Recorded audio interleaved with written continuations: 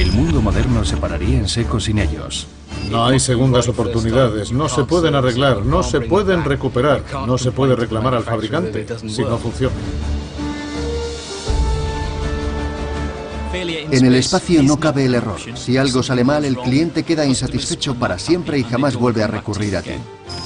Orbitará 35.786 kilómetros por encima de nosotros. Lo que tenemos aquí es un satélite de comunicaciones en ciernes. Son 7 propulsores más pequeños y un motor principal encajado en el interior del cono.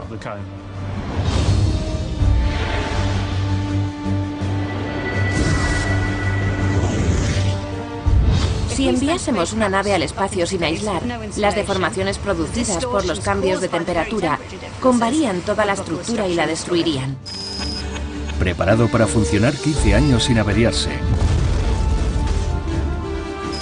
Porque no hay posibilidad de reparación en el espacio. Si el corazón se para, el paciente muere. Si el cristal de cuarzo deja de oscilar, el satélite también morirá. La ingeniería británica más desarrollada. Cuando digo que trabajo con los satélites, me preguntan que si instalo las antenas parabólicas. Mucha gente no comprende que hay algo más allá, en el espacio. Los momentos previos a la puesta en marcha del motor principal son de mucha tensión.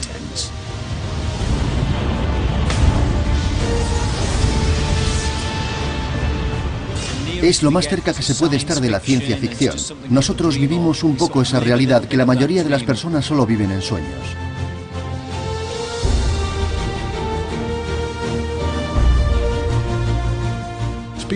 El espacio es un lugar increíblemente especial. Lo que hacemos aquí es bastante excepcional.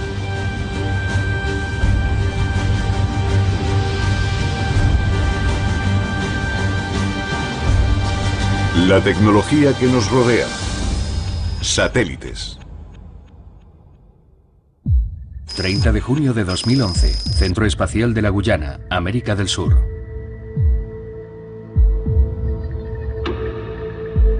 Después de casi 2 años de ingeniería de precisión y más de 100 millones de libras, casi 120 millones de euros, un satélite de telecomunicaciones de 6 toneladas descansa sobre su cohete lanzador.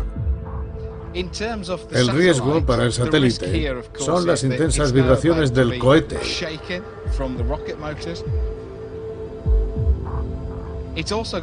Inevitables para poder propulsar todo su peso. Queda un día para que el satélite sea puesto en órbita.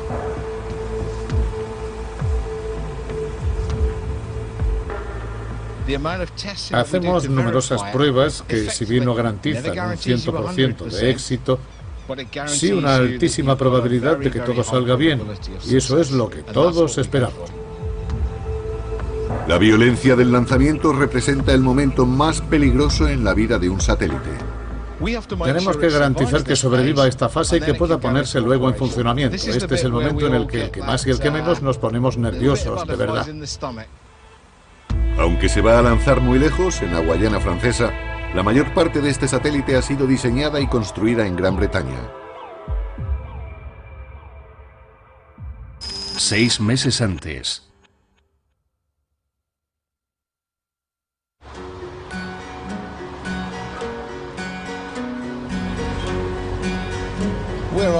Estamos en la A1, en dirección sur. Son las 8 menos cuarto de la mañana. Llevo 30 años haciendo diariamente este camino.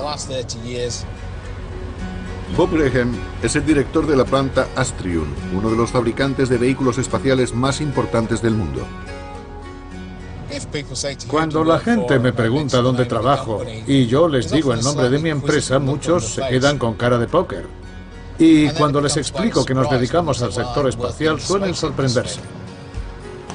Cuando la carrera espacial estaba en su momento de mayor apogeo, en los años 60, el Reino Unido apenas tenía industria en este campo. Hoy los ingenieros británicos son líderes mundiales en el ámbito del diseño y la fabricación de satélites. Trabajar en este sector es muy diferente a todo lo demás. No somos muchos los que vivimos de esto. Cuando alguien por ahí te pregunta a qué te dedicas y le dices que a la industria espacial, te miran divertidos.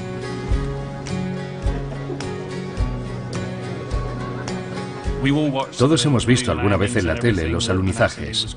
Lo que hizo la NASA fue increíble. Aún no me creo que yo mismo también lo haga.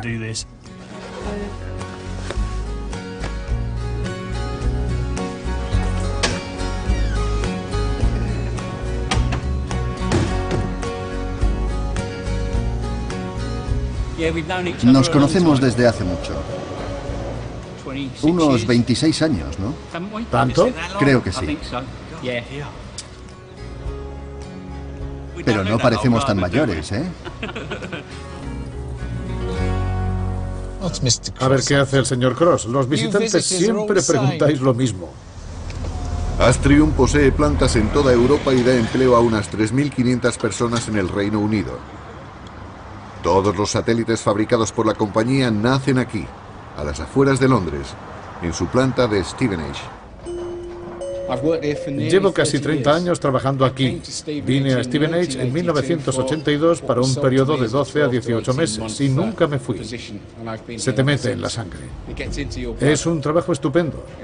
Y tampoco hay muchos centros en el país donde poder hacer esto mismo. Trabajar con cohetes. Los satélites de comunicación son una parte integral del mundo moderno.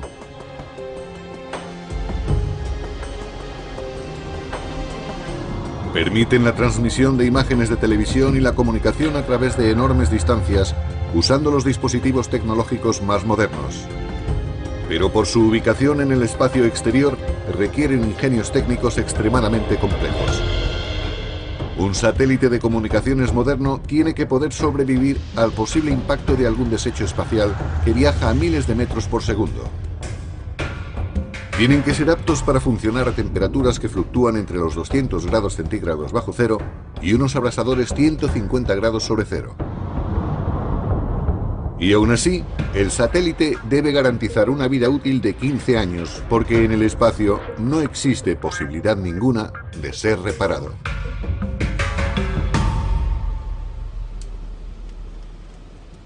Creo que a veces la gente los da por supuestos. Cuando cogemos el móvil para hacer una llamada, nadie es consciente de que la señal rebota en un satélite, ni cuando encendemos la tele, ni en otras muchas cosas que hacemos a diario sin pensar en lo que hay detrás. La sección del cuadrante superior 5 parecía estar bien.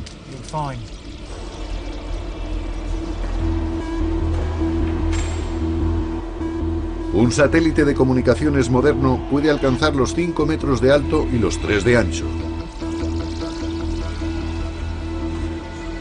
Aunque increíblemente complicado, su cuerpo principal lo forman dos partes bien diferenciadas: la mecánica y la electrónica. La mecánica conforma el llamado módulo de servicio y la electrónica el módulo de comunicaciones.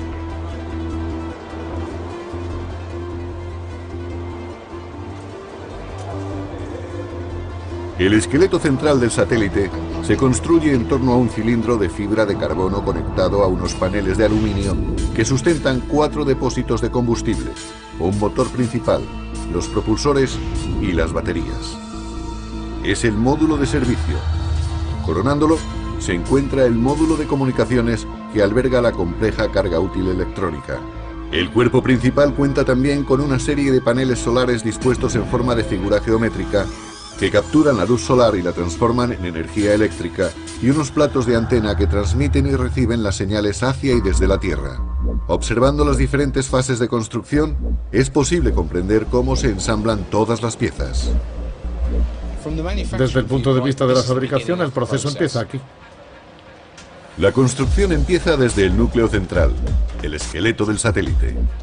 Unos filamentos de fibra de carbono cubiertos de resina se tejen formando un complejo patrón para que el cilindro sea lo más resistente y ligero posible. Terminado y en posición vertical, pesa unos 20 kilos y está listo para la siguiente fase de construcción. Aquí dentro es donde fabricamos los paneles. Paneles tipo colmena, con capas de aluminio muy finas, muy ligeras. Una masa pequeña es esencial en el espacio y utilizamos aluminio porque es sólido estructuralmente. Los paneles de aluminio van unidos al cilindro central y conforman la mayor parte de la estructura básica. John Richards lleva montando este tipo de estructuras toda su vida. Estamos colocando los pernos en el suelo del módulo de servicio. Los pernos unen el suelo a la estructura central. No sé cuántos hay con exactitud, unos 20 en cada cuadrante. Como mucho, la gente pensará en los satélites como algo que está en el espacio orbitando a nuestro alrededor, pero no creo que piensen en lo que implica su construcción. Hay que hacerlo con calma porque, como imaginarán, estas cosas cuestan un dineral increíble. El más mínimo error que cometiésemos podría suponer una pérdida de millones de libras. Lo mejor del trabajo aquí es la gente, compañeros como John y el resto, que a pesar de su dilatada experiencia, siempre están dispuestos a compartirla y ayudarte. Una vez terminada la estructura básica, se incorporan el resto de los sistemas. Una vez terminadas las comprobaciones finales, llevamos a cabo una limpieza completa para asegurarnos de que no ha quedado ninguna partícula y puede pasar a la zona de MIC. Para avisarlo le doy un grito. Vamos, que el ambiente es muy distendido. En plan, ¿cuándo va a estar esto? Pues mañana o cuando sea. Y se lo entrego y punto. Los satélites requieren condiciones de limpieza extrema para su construcción. Cualquier partícula que se introdujera en los mecanismos podría tener consecuencias catastróficas en el espacio. De hecho, hay zonas especiales dentro de las plantas con menos partículas de polvo de las que podríamos encontrar en el quirófano de cualquier hospital. Aquí es donde el ingeniero Graham Viney y el director del equipo, Mick Atkinson, se enfrentan a la intrincada tarea de montar e integrar los depósitos de combustible, los conductos y los motores del módulo de servicio.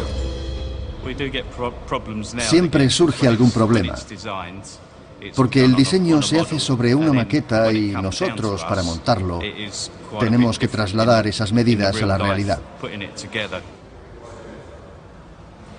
Hay ciertas cosas que ya sabemos que no podemos hacer en el diseño porque nos es imposible materializarlas luego en el taller.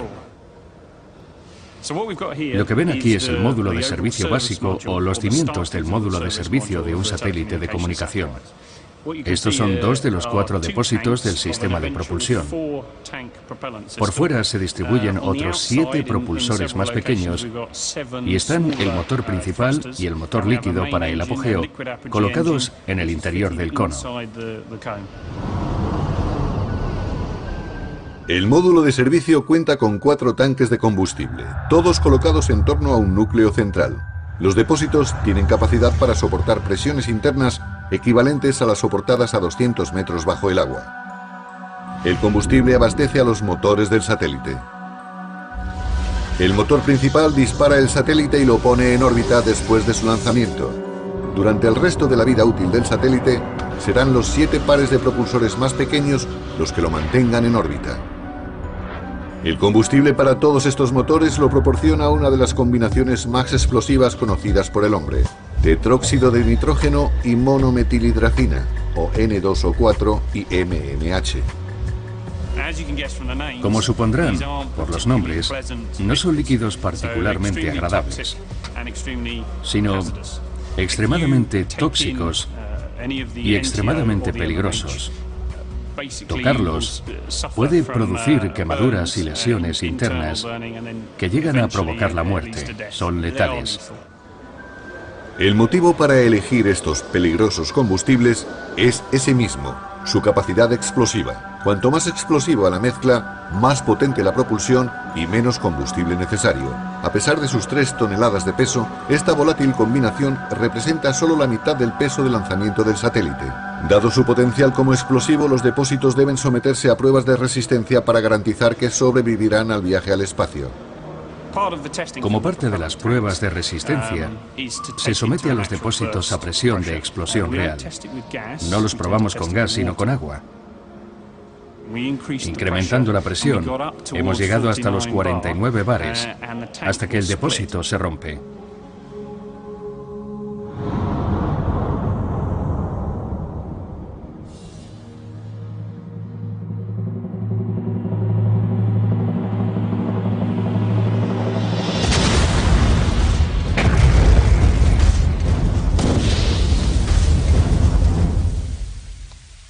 Aunque los depósitos no se llenarán de combustible hasta justo antes del lanzamiento, sigue siendo delicado trabajar con ellos. Estamos a punto de instalar el tercer depósito propulsor en la estructura. Hemos instalado ya dos. Este es el tercero.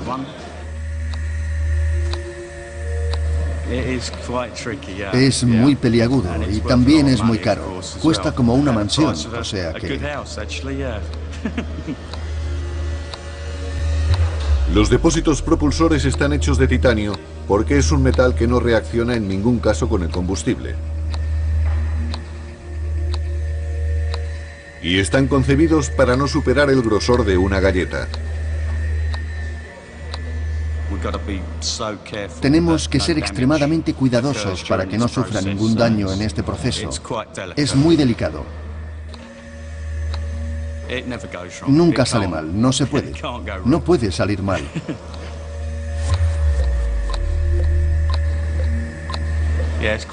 Es una fase muy importante en el conjunto de tareas que llevamos a cabo, así que es un alivio cuando terminamos.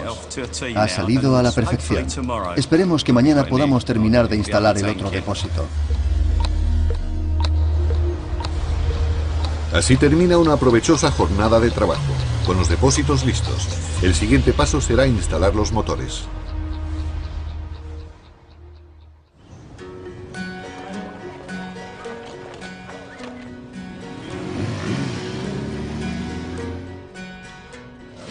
Cuando le digo a la gente que trabajo en la industria espacial, o bien se anima la conversación porque mis interlocutores sienten gran interés, o todo lo contrario, se acaba por completo. El concepto de los satélites se lo debemos a Arthur C. Clarke. En 1945, Clarke se planteó la posibilidad de transmitir datos de un extremo a otro de la Tierra.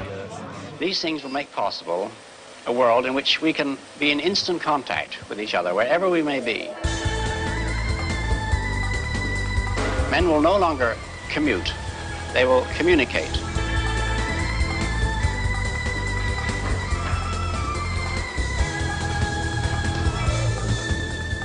Con el lanzamiento del Telstar en 1962, la transmisión de imágenes y sonido de un continente a otro se hizo realidad. Have acquired the Telstar, and Captain Booth puts his thumb up, and there is the picture direct from Telstar. This is the sort of image and the sort of sound on which, in fact, the future of intercontinental telecommunications via space vehicles is built. Si lanzas algo hacia el horizonte, simplemente pierde fuerza y cae. Si lo lanzas con la potencia suficiente, quizás sobrepase la línea del horizonte. ¿Y entonces dónde cae? Pues en ningún sitio, porque seguiría cayendo para siempre. De eso hablamos. Cuando lanzamos una roca o lo que sea hacia el horizonte con la potencia suficiente, nunca termina de caer, siempre está cayendo, es decir, está en órbita.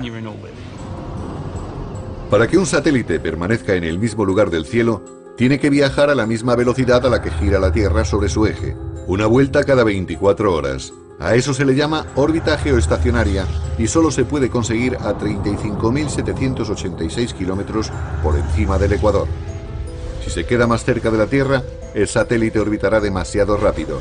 Si se va más lejos, demasiado lento.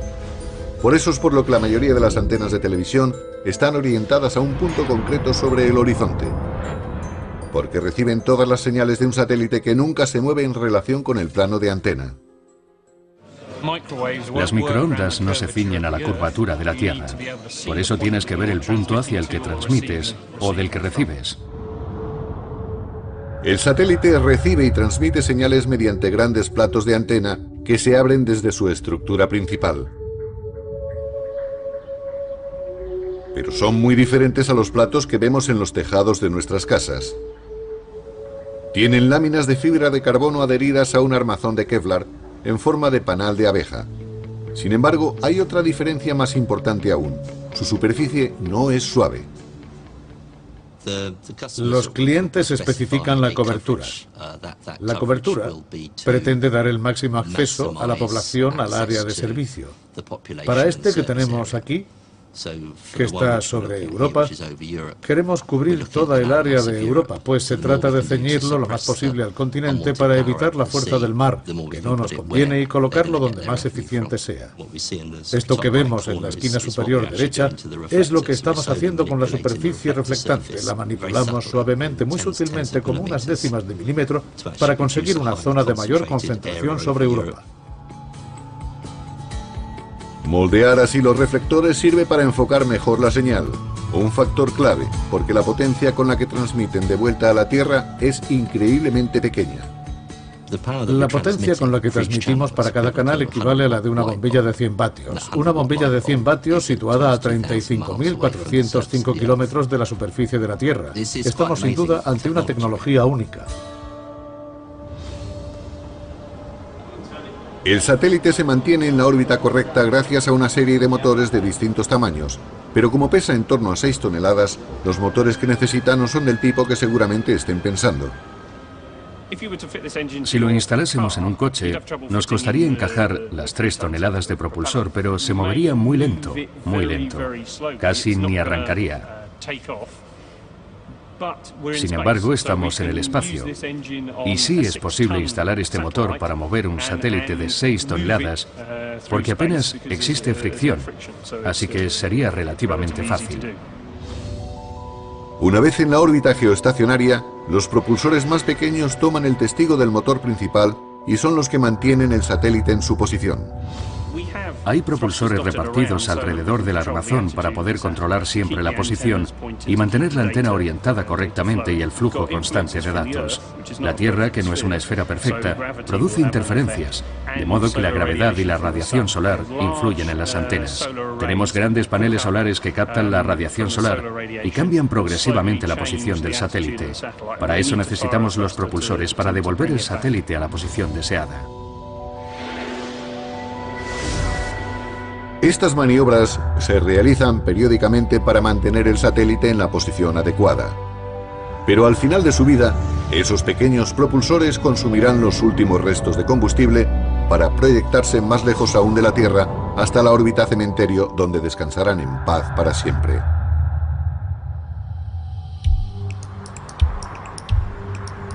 Aunque todos los componentes de la estructura del satélite se construyen en Stevenage, el módulo de comunicaciones se fabrica en las instalaciones que la compañía posee en Portsmouth. Portsmouth es muy conocida por su historia como puerto de mar, pero hace mucho tiempo ya, aunque quizá por su relevante pasado como ciudad portuaria, se desarrolló mucho el campo de la electrónica en defensa.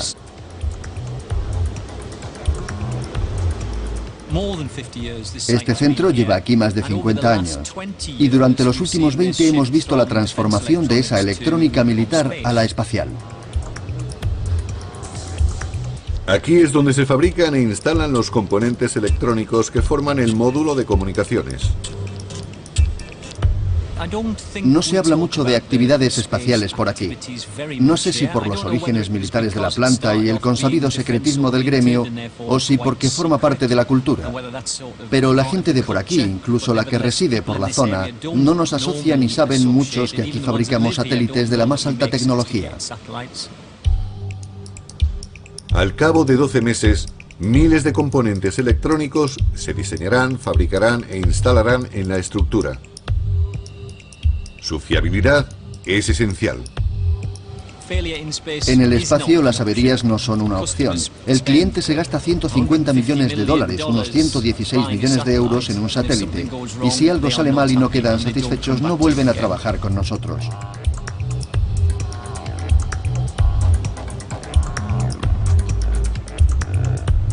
Este módulo de comunicaciones también se llama carga útil. Un cohete se compone de miles de partes, pero todas están al servicio de la carga útil. Es aquello para lo que está concebido, lo que queremos recibir y lo que queremos transmitir. Cada satélite tiene una garantía de fábrica de 15 años. Si no se cumplen, no les pagan. De modo que la atención al detalle es fundamental. Todo cuanto hacemos aquí va encaminado a conseguir la máxima fiabilidad, así que contamos con 3.000 ingenieros, no técnicos de mantenimiento. Una vez que el equipo de la nave entra en funcionamiento, Tiene que funcionar durante 15 años a pleno rendimiento, sin que se reduzca mínimamente la calidad del servicio. En ese tiempo se calentará, se enfriará, y eso producirá el envejecimiento de la electrónica. La radiación también es un factor que afecta, y tiene que sobrevivir a todo eso. El corazón del módulo de comunicaciones alberga unos circuitos microelectrónicos denominados híbridos. Se trata de procesadores informáticos como los chips de silicio, pero construidos para el espacio. Los circuitos están fabricados en arseniuro de galio, un semiconductor, e integrados en una cápsula de cerámica. Están conectados por cables de oro. Estoy colocando un hilo de oro en el sustrato empleando una combinación de calor, presión y vibración. Cada satélite lleva más de 20 kilos de oro puro. Es oro de una pureza del 99,9%. Aquí solo utilizamos lo mejor. El oro puro es estable, no se degrada y es un excelente conductor, tanto del calor como de la electricidad. Tenía solo 18 años cuando hice la primera conexión de cables, así que supongo que se me da bien. Aunque tengo los dedos gordos, me gusta mucho hacer trabajos delicados. Cualquier día me lanzo a bordar.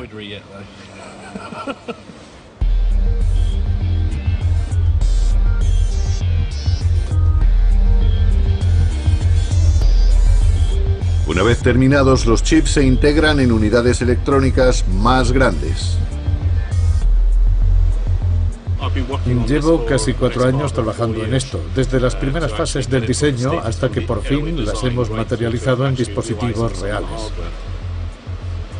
Comandos de descodificación. Es como si cogiéramos el teléfono y marcáramos un número. Esta unidad en concreto realiza básicamente la misma función.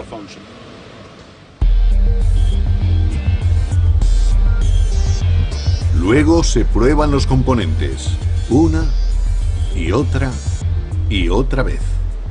Solo para esta unidad tenemos un protocolo de 8.000 fases de prueba, así que de principio a fin serán unos 2-3 meses probando, calculo. Pero en lo referido al diseño, somos muy conscientes de que esta cosa va a estar ahí arriba 15 años. Es lo único que tienes en la cabeza cada vez que haces algo, por lo menos yo, claro.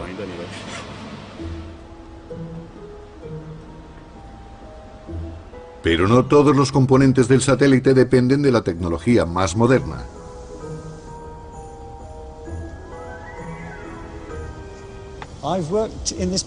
En este centro llevo unos 12 años, pero trabajando en el desarrollo de cristales son ya 42. Hola, Mike. El gran problema al que deben hacer frente los satélites de comunicación son las interferencias. Estas se producen cuando la señal saliente se confunde con la entrante. El problema se evita con cristales de cuarzo integrados en dispositivos llamados resonadores.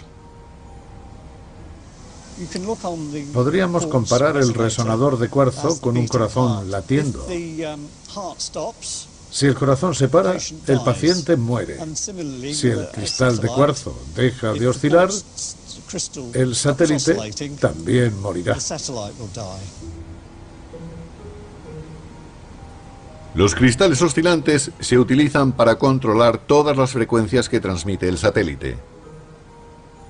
La calidad del cristal es clave porque cualquier impureza puede provocar el fallo. Esto es un bloque de cuarzo natural que hemos comprado a una pequeña empresa que emplea el cuarzo para fabricar bolas de cristal. Seguramente algo así vendría a costar entre 10.000 y 20.000 libras, 12.000 y 24.000 euros. Vale, Mike, trae la grúa. Como Derek necesita el cristal de la mejor calidad para abastecer la planta, empezó empleando cristales comprados de los que extrajo las semillas con las que desarrolló los suyos propios. Lo que tratamos de hacer aquí es reproducir el modo en que el cuarzo se produce en la naturaleza. El cuarzo natural se forma en las profundidades de la corteza terrestre. La diferencia es que aquí tratamos de acelerar el proceso para que se complete en unos meses en lugar de miles de años. Durante los próximos 3 meses, unas condiciones inducidas de alta temperatura y mayor presión darán lugar a la formación de cristales dentro de una solución de sosa cáustica. Llevamos alrededor de 15 años produciéndolos y de momento nadie ha roto ninguno.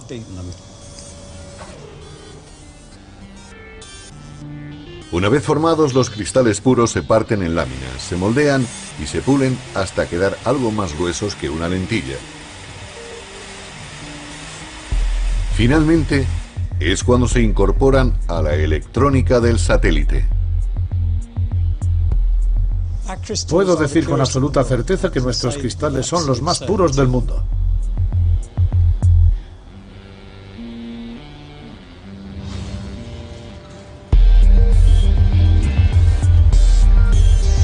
Terminadas las partes electrónicas, son sometidas a una serie de pruebas antes de ser instaladas en el módulo de comunicaciones. Me llamo Gary Stanton.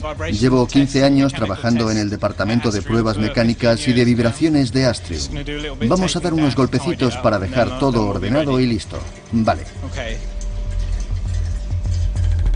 Esta prueba es para comprobar si sobrevivirán a las condiciones extremas de impacto físico que producirá el lanzamiento del satélite.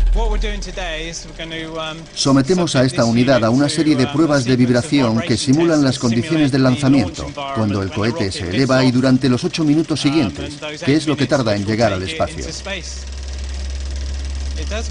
Le damos un buen meneo. Esta prueba somete a la pieza a vibraciones de 20 G, 20 veces la gravedad. Así que todos sus componentes multiplican su peso por 20. Cada uno de los componentes electrónicos tiene que pasar por esta prueba. Alguno llega a romperse. Es una prueba muy dura, sí, de mucha resistencia.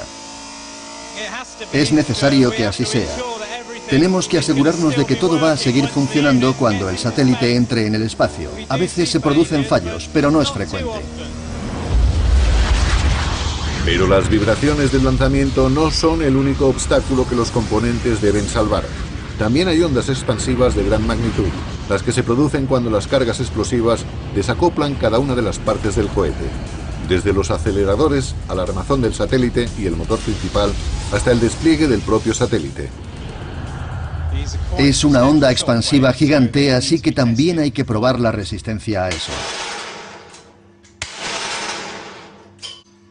Vale, esta es la prueba de impacto.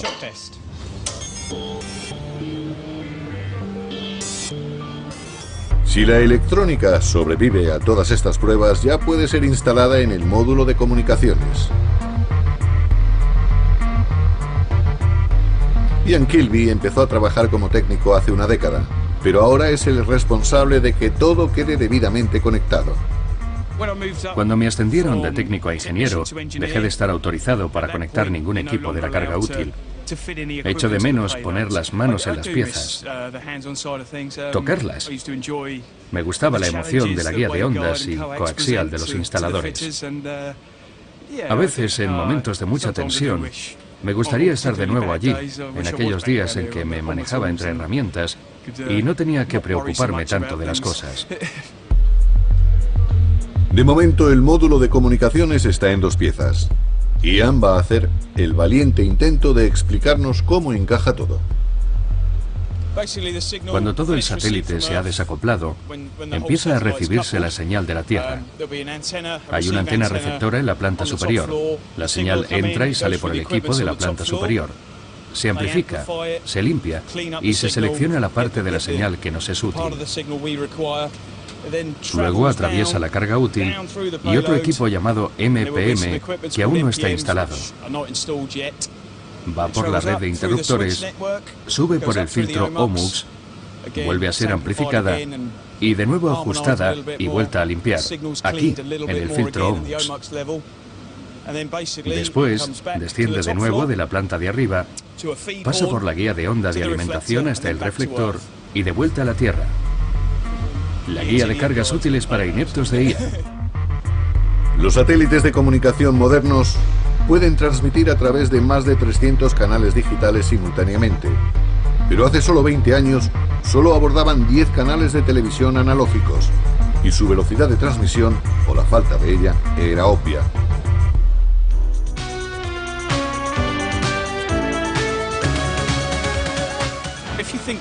Recuerden aquellos programas de la televisión nacional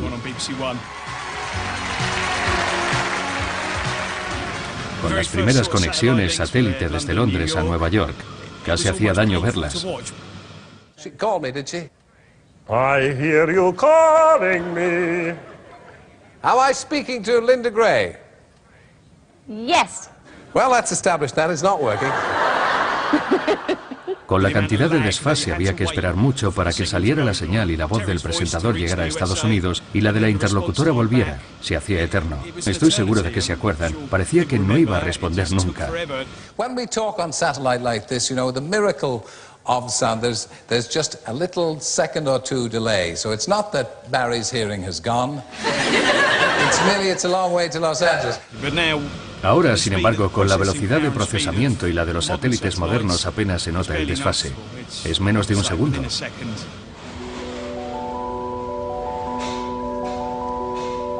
Una vez instalado todo el equipamiento electrónico, se ensamblan los paneles laterales y el armazón central para completar el módulo de comunicaciones. Son algunas de las partes más delicadas de un satélite. Y para protegerlas de las extremas condiciones del espacio exterior es necesario un escudo especial. Me llamo Katie Smith, soy experta en arquitectura térmica y llevo trabajando aquí 6 años. Mi función consiste en diseñar la estructura térmica, construirla y probarla. El entorno del espacio exterior es tremendamente hostil. Hace un frío inimaginable, 270 grados bajo cero, mientras que la superficie orientada al Sol podría estar en los 150 grados, si no más. A eso hay que sumarle que están en un entorno de vacío donde no hay convección y donde no se puede aliviar el calor soplando. Eso allí es imposible.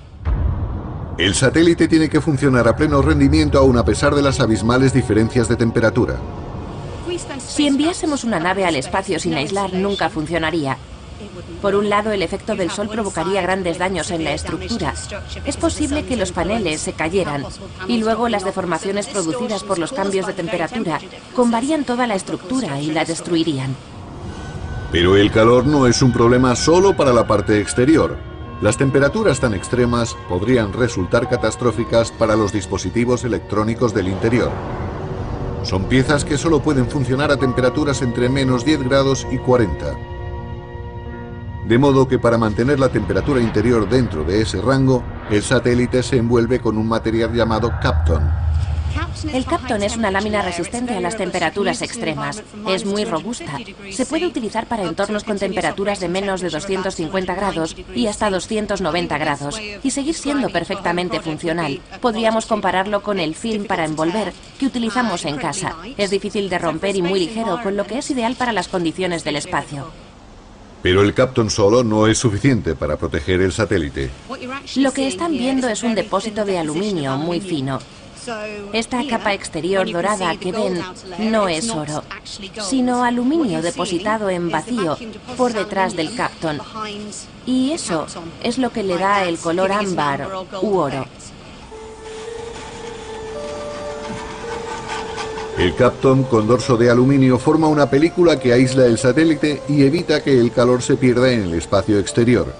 Además, impide que el Sol sobrecaliente la electrónica de su interior. Parece una contradicción porque es cierto que por un lado se recoge gran cantidad de energía proporcionada por el Sol, pero hay que crear un equilibrio para obtener un entorno viable. Tenemos que impedir el paso a parte de ese Sol, repeler parte de ese calor y suministrarlo desde el interior. Son unos complicados malabarismos. La película de Kapton es la primera línea de defensa del satélite para mantenerse a una temperatura relativamente constante. Pero la electrónica de su interior genera su propio calor y hay que disiparlo. Para ello, los dos grandes paneles estructurales de la parte exterior del módulo de servicio incorporan una ingeniería realmente inteligente. Una compleja matriz de tuberías que actúan como radiadores gigantes liberando el calor generado por la electrónica interna a la vez que mantienen constante la temperatura interna. La tubería de calor es una solución realmente eficaz para trasladar el calor desde un punto a otro. No hay más piezas involucradas. No se requiere electricidad ni nada, así que además es muy eficiente. Pero al contrario que los radiadores domésticos, estos conductos contienen amoníaco que entra en ebullición y se evapora a la apropiada temperatura de 33 grados centígrados. Lo que ocurre es que en un extremo de la región de disipación caliente de alta potencia, lo que era un líquido, en esa fase se evapora. El vapor recorre el tubo hasta el centro o región fría y vuelve a condensarse. Libera el calor y vuelve al lugar de origen, a empezar de nuevo el ciclo en forma de líquido.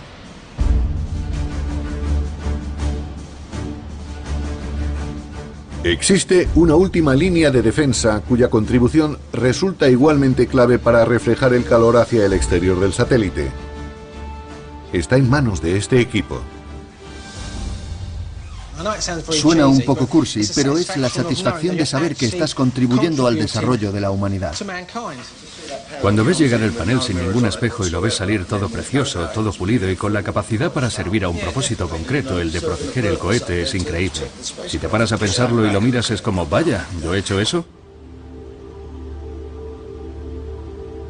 Una delgada superficie de espejos que reflejarán los rayos del sol para repelerlos del satélite, su última defensa contra el calor.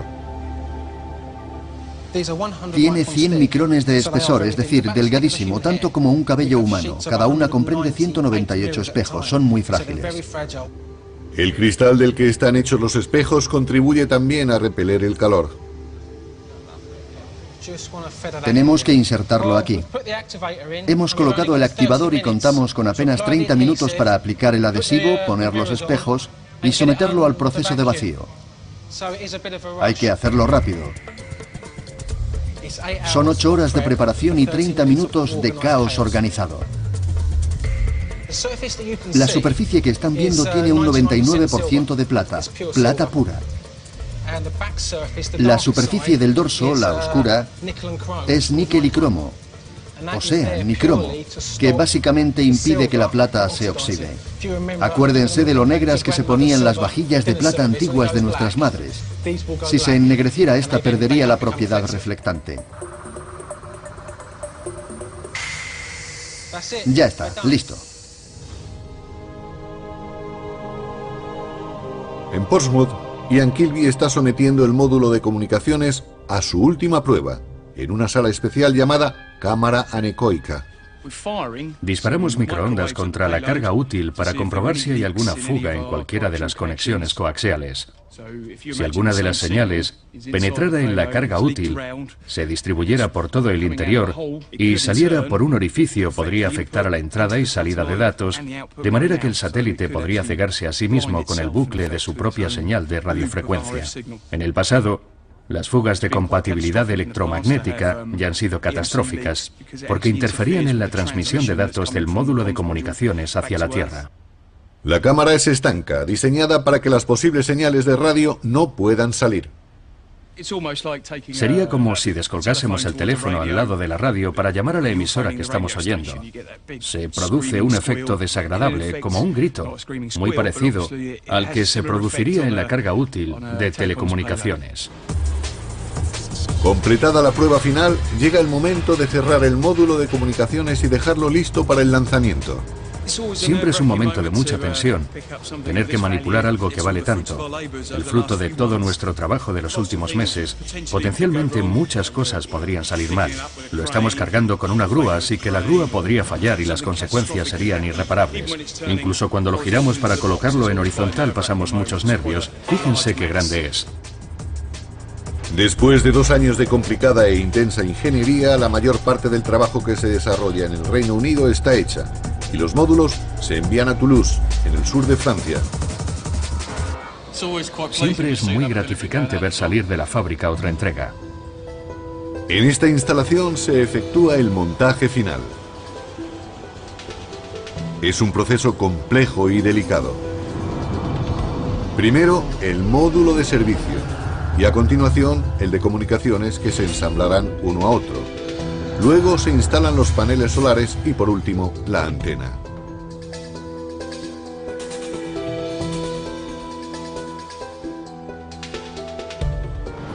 Graham Viney ha acompañado al módulo de servicio hasta Toulouse, pero afortunadamente para él, es su colega francés Pascal Godin la persona al mando. Esta fase es importantísima para Pascal. Él es el responsable de la integración. Se puede decir que yo ya estoy más relajado, aunque entiendo perfectamente la tensión que se cierne sobre Pascal ahora mismo. Yo ya la he pasado. Tenemos un margen de error de apenas unos milímetros.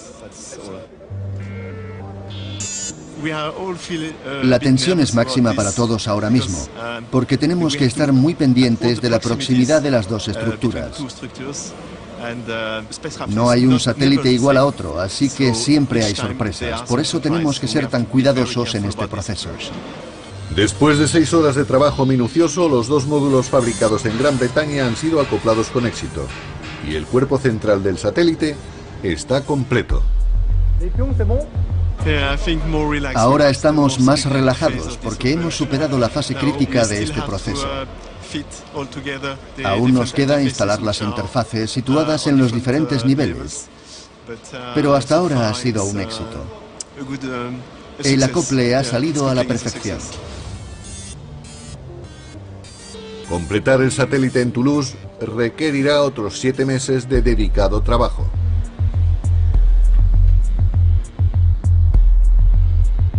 Aunque todos los satélites transportan combustible para los motores, su principal fuente de energía es el Sol.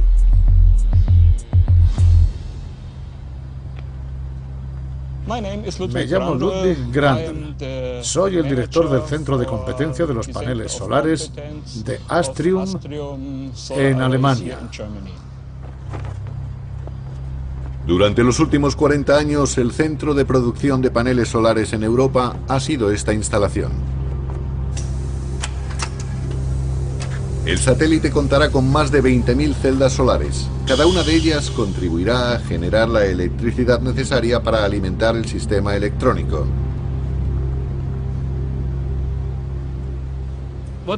Este que ven es el típico panel solar que fabricamos para el programa Eurostar. Un ala completa, como esta que vemos, con todo el mecanismo, pesa unos 130 kilogramos. En el satélite van 2 de estas. Cada ala mide 20 metros, pero aún así, su peso total equivale al de 3 hombres adultos corrientes. Los paneles van plegados contra la estructura del satélite para el lanzamiento, pero una vez en el espacio, se despliegan suavemente gracias a un mecanismo de muelles y cables. Si se me permite decirlo, son increíblemente fiables. Nunca hemos perdido ninguno de los paneles solares ni ha dejado de funcionar por nada. Los paneles solares dependen de un mecanismo de dirección que les permite moverse para estar siempre orientados al sol. Este dispositivo ha sido diseñado y fabricado en el Reino Unido por Bob y su equipo. Es uno de los componentes esenciales del satélite. Tiene que funcionar todos y cada uno de los días durante 15 años. Si lo perdemos, el satélite pierde energía y eso provocaría el fracaso de la misión. Este mecanismo es uno de los elementos clave del satélite. Tiene que mover los paneles solares para que miren al sol en todo momento, las 24 horas del día, durante sus 15 años de vida. Si no es así, el satélite perderá energía. Realiza 2 funciones. Hace posible la transmisión de energía desde los paneles y permite que estos miren siempre al sol haciéndolos rotar un ciclo al día. Esta es la nave. Estos son los paneles solares. Se colocan aquí para sujetar los paneles. Imagínense que mi puño es la Tierra y la cámara, por ejemplo, el sol. A medida que la Tierra y la nave rotan, los paneles cambian de posición, de manera que si no contaran con este mecanismo de seguimiento, el satélite no obtendría energía. Por eso los programamos para que roten convenientemente a medida que la nave describe su órbita geoestacionaria por encima del ecuador, moviéndose en torno a la Tierra. Es imprescindible que los paneles roten para estar siempre orientados al sol. La satisfacción de hacer algo bien en el campo de la ingeniería es inmensa. El hecho de poder ver materializado algo que ha empezado en la imaginación de alguien y una vez hecho realidad funciona es impresionante, muy gratificante. Verano de 2011. Preparativos finales. Una vez que todo está montado y probado, el satélite se introduce en un embalaje de alta tecnología y se envía en avión a la plataforma de lanzamiento, donde se darán los últimos pasos para su viaje definitivo.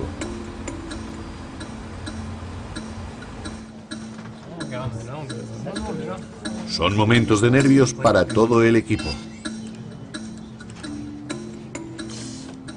Estamos en el centro de control de satélites. Es el centro que toma el mando del satélite una vez que se separa de la lanzadera. Es una fase crítica. Arrancar los propulsores siempre supone mucha tensión.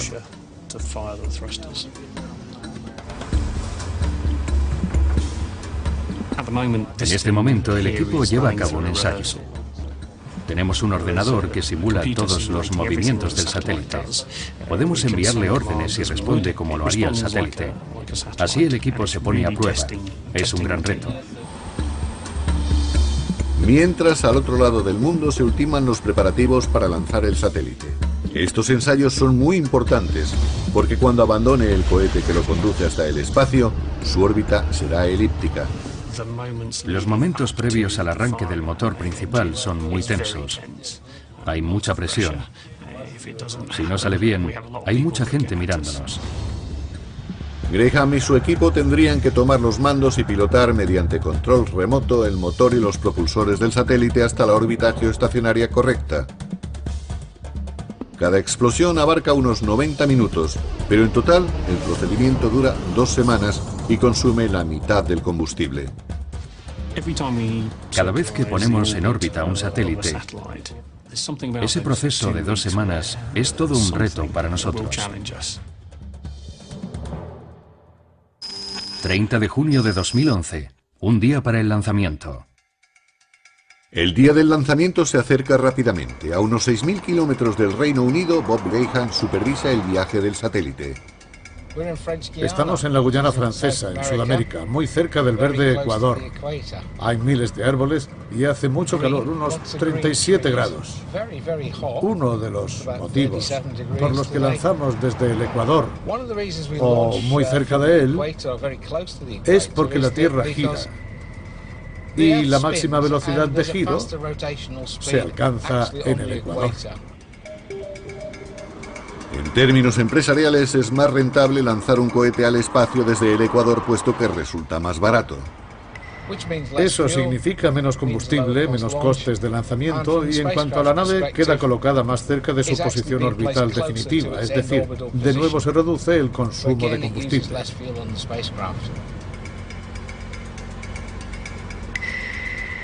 El satélite será puesto en órbita por un cohete Ariane 5. Con más de 50 metros y casi 800 toneladas cargado hasta el nivel máximo de combustible, es la bestia de carga del programa de exploración espacial europeo.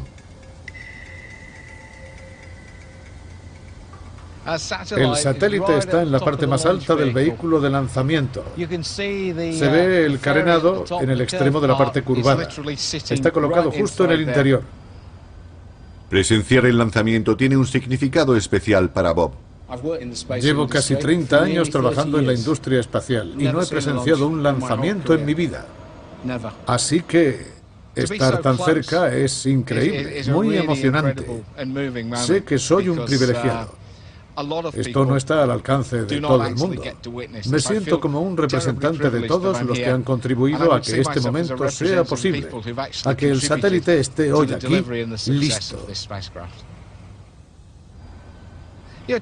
Con una potencia de unos 30 millones de caballos de vapor, la propulsión cuando despegue este vehículo será equivalente a la de 12 Airbus 380 despegando a la vez. Es un viaje duro para el satélite, pero es para lo que está diseñado y concebido. Todo está pensado para que sobreviva a esta fase y pueda entrar en funcionamiento. Es el momento de más nervios para todos. No puedes dejar de repetirte, ojalá que salga bien, y te sudan las manos. En fin, a ver qué pasa.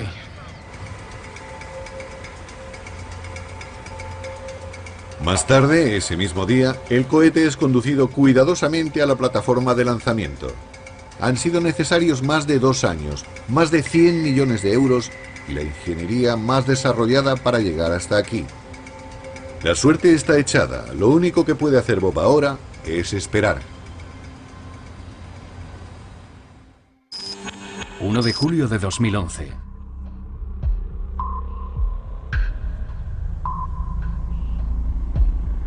Día del lanzamiento. Como estaba previsto, comienza la cuenta atrás.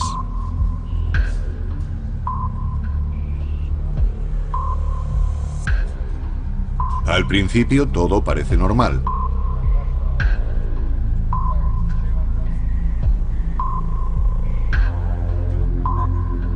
Pero a 1 minuto y 47 segundos de la ignición, la cuenta atrás se detiene. Se ha abierto la ventana y tenemos que esperar. Hay algún problema, sin duda. Tenemos que comprobarlo y después empezarán de nuevo la cuenta atrás de 7 minutos. Iremos viéndolo todo desde aquí. No sabes si los nervios van a seguir, van a pasarse. Si será como dicen que es en cuanto a la luz, a lo del ruido. No sé. A ver. Al caer la noche parece obvio que el problema técnico es más grave de lo que aparentaba. Después de 1 hora de espera, se cancela el lanzamiento.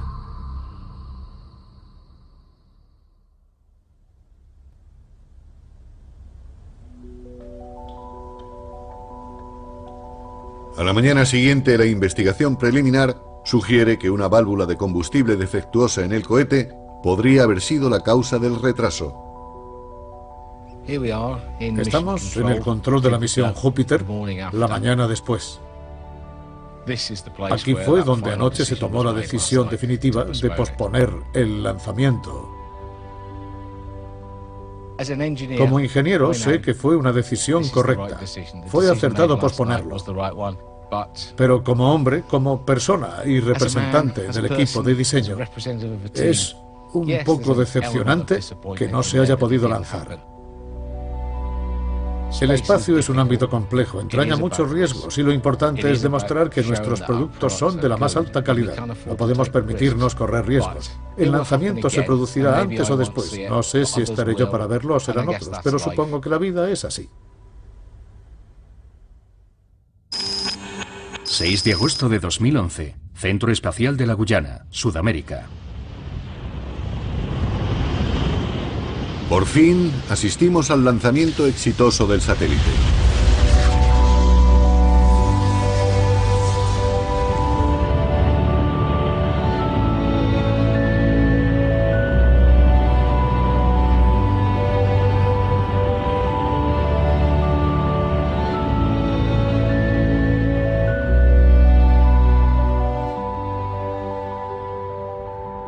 Hoy, a 35.786 kilómetros por encima de nosotros, un nuevo satélite de comunicaciones se prepara para transmitir imágenes directamente a nuestras casas. Permanezcan atentos al cielo.